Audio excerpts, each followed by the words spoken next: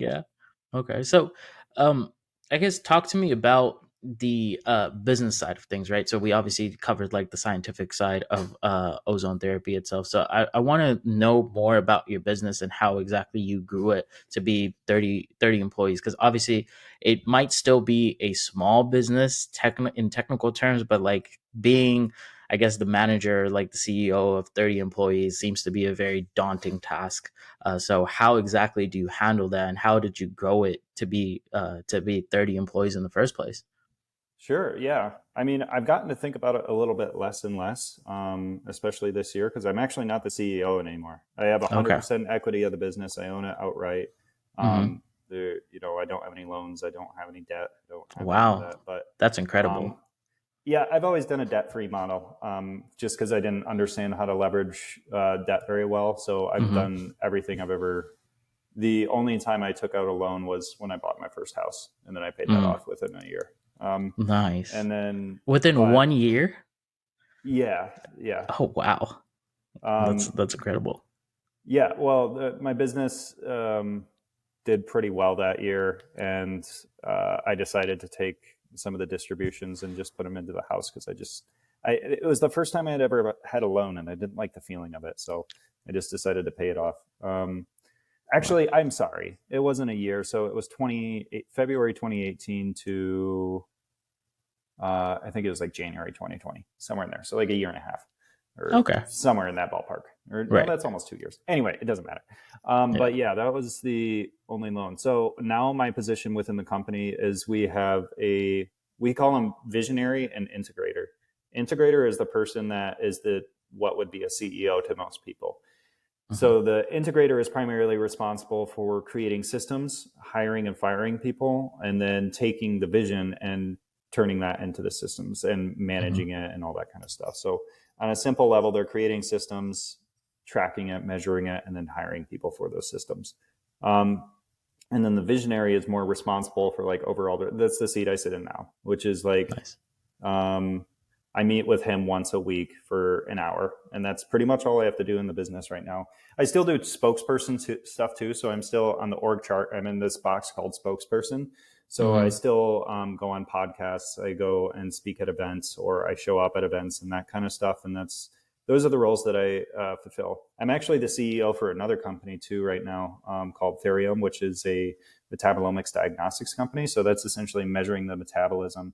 That's a startup. So that as my job is to make it not a startup, and Right. then hand it over to somebody else who can dial it up from there. But yeah, as far as like how we grew the business, that was kind of your question initially, Yeah. right? Hmm. Yeah. So the first year, we came out with a product that just really there wasn't a whole lot of availability on the market. So like Hmm. finding a niche, it's a lot more saturated now, but at that time it just wasn't. And so it was a lot easier. And I don't think I went into that knowing it. I was just interested in this thing. So it was right place, right time. It's not like I had any formal business training or anything like that. I was just kind of doing something that I was passionate about and interested in, and then started to learn business along the way because I was like, well, if I want to reach more people and help more people like my brother, then I need to get better at business. And so that was kind of the thought process. I started at the opposite end of the side, which was more just like, I want to do this thing. Um, Right.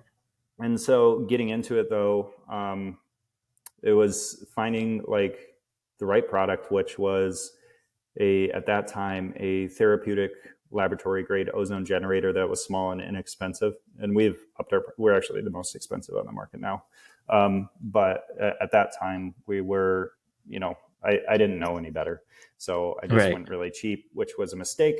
I wouldn't do it Hmm. again, but I also know a lot more now.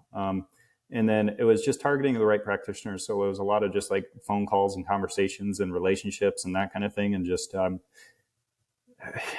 I don't know. It's almost embarrassing how bad I was at business. Like I honestly just got super, super lucky, like Do you in that do first you year, have because it was any? like enough for Mhm. me to like not just tank the business. I just had a couple $1,000s. I put that in the inventory, and then I sold Mhm. those, got more inventory, and there was an engineer that was helping me out with stuff that went to our church. And then like it definitely would have just like curved off there had I not got better at business. But like the first thing that I went to was like, okay, so I'm doing like all these different things. I need to hire an employee and that kind of stuff. But the Hmm. core tenet that I really, I guess, gravitated to at the beginning was like deliver value. So in all my conversation, like I didn't really know how to do business very well, but I knew one Hmm. thing is if I made enough people like super, super happy and like love to work with me, like that's not going to hurt. Right. So Right. that was kind of the core tenet at the beginning. And then the marketing and sales got more sophisticated as we went, but the core tenet was deliver value. And so that was at the time one-on-one conversations with people. Then it got to the point where it's like, I can't possibly talk to all these people. I need to make videos. So I started to make videos that were like based on that tenet of I just need to deliver value to people. And then the videos, I didn't really like doing them, to be honest, especially at the Yeah. time. I'm much more comfortable now, but I could barely talk on the camera at the time. So I was Hmm. having a hard time with it. So I started to, the articles as well, giving those to people. And those, like, they weren't, it's not like I had a video on there that had 2 million views, right? Hmm. But the people that I got to were the right people. So even if I had a video that got 2,000 views on it, it's like if I got 1,500 people that were in my target market, it didn't really Hmm. matter if it was like 2 million views because that was enough for me to, sell 100 or 200 of these machines or Right. get to somebody who's going to be a referral for me that's going to refer out 100 people a year.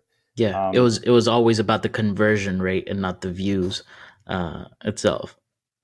Yeah, and I wouldn't have worded it at that time. It was again, I was just trying to produce things that were helpful to people, and Hmm. I think I was, it was good that I was minded that way. Um, but yeah, that's essentially what it was. It was like having a unique offer, which there wasn't a lot of other like options for people in the space that I was in, delivering it to the right people. And then using a channel like the phone or the videos or the emails just happen to work out pretty well. Oh yeah. Okay. I know that's So, not very sexy or sophisticated, but that's how it worked yeah. I mean, like at I that time. mean, so Email with marketing all, is the most underrated thing, I would say, for sure. yeah, I So I like would as say I so as progressed, well. email marketing, like that's what like got me from like the 50,000 a year to like doing Hmm. over 1 million a year was like Oh definitely the wow. email